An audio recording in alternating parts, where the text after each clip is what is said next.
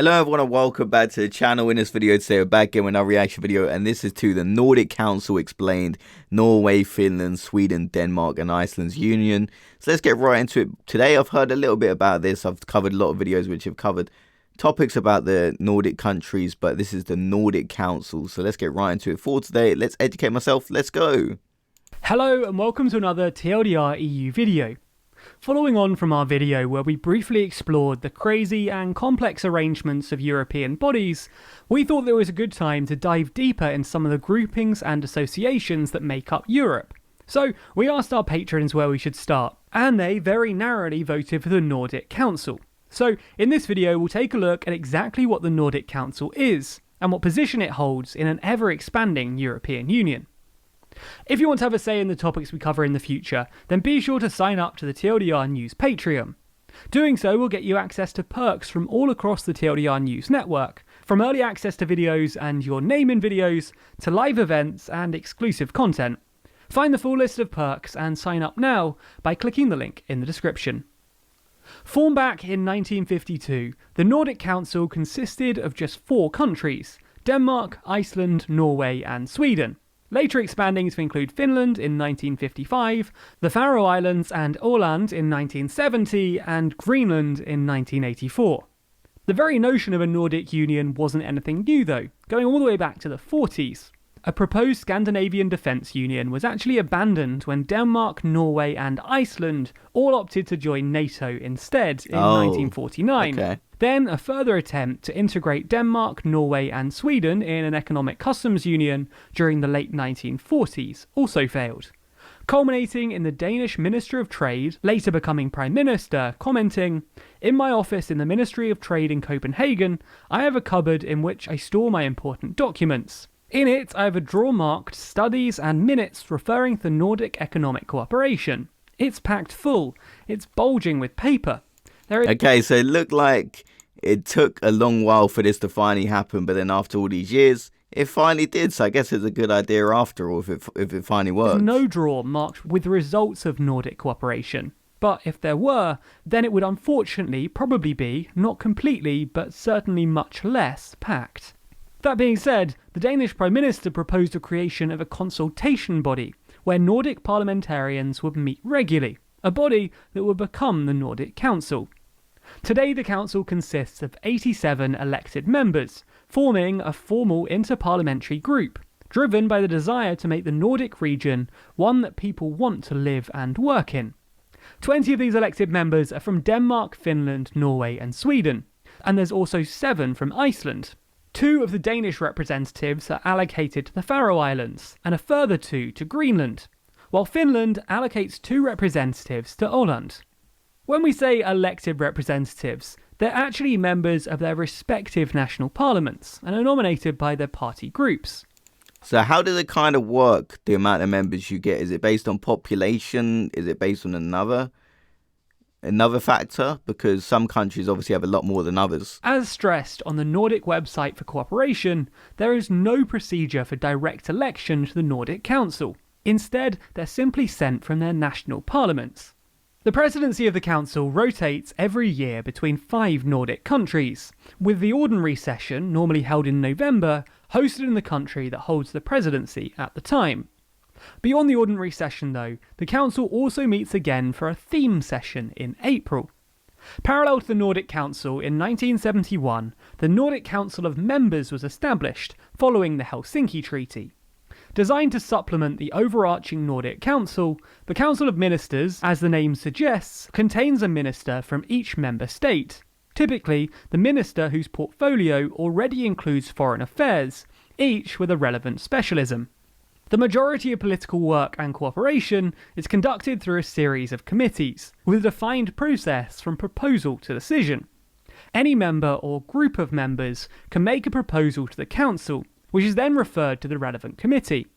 The relevant committee then has a choice of how to go further with that proposal, ranging from referring the matter to national agencies, to compiling expert opinion, or otherwise debating the merits of the proposal.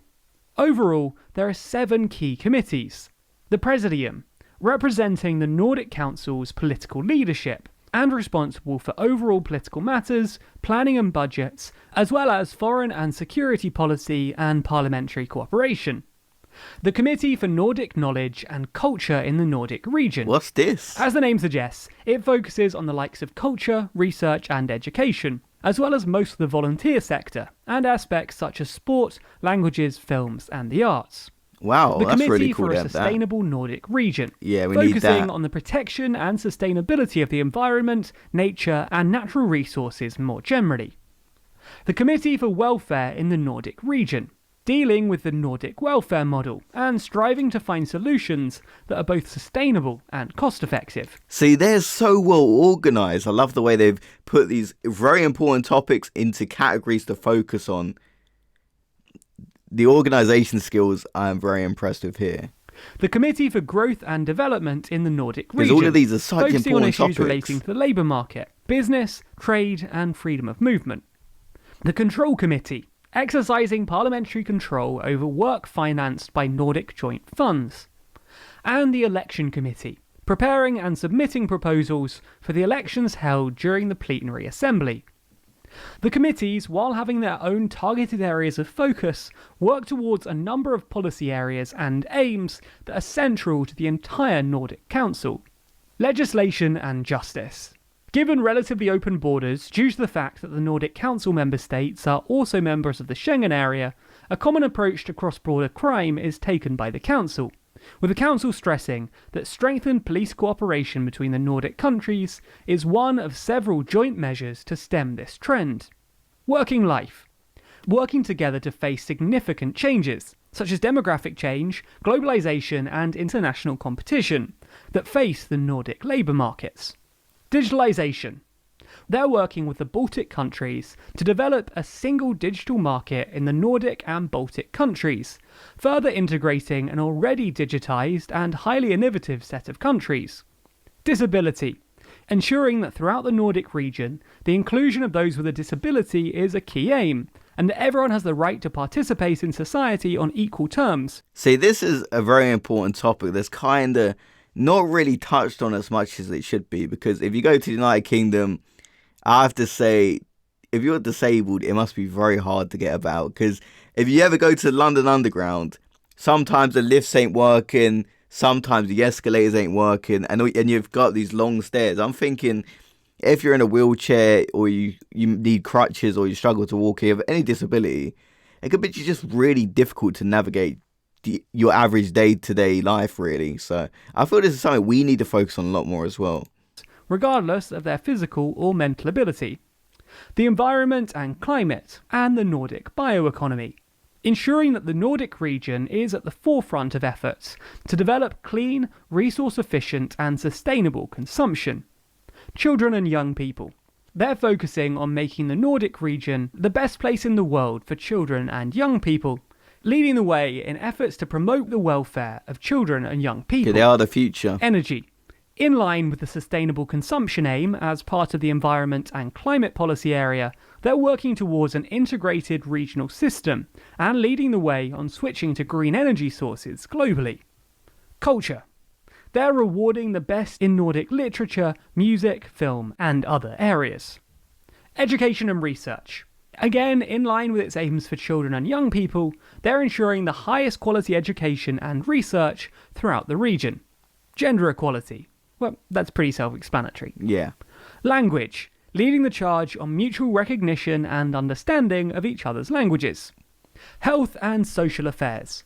Ensuring a positive trajectory with regards to social inequality and health outcomes. Freedom of movement. Again, pretty self-explanatory. And finally, integration. Working through the Nordic Council to come together in a closer union, as well as encouraging integration of refugees and immigrants throughout the Nordic region.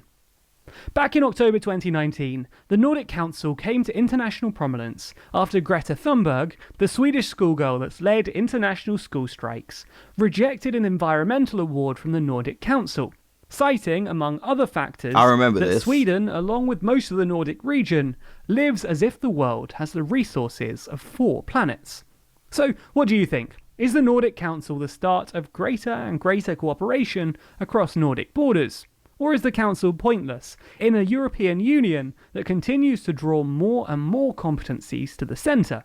And, crucially, which grouping or alliance should we cover next? As always, let us know your thoughts in the comments below. Be sure to subscribe to the channel and hit the bell icon to be notified when we release the next video in this series. Special thanks to our Patreon backers who make...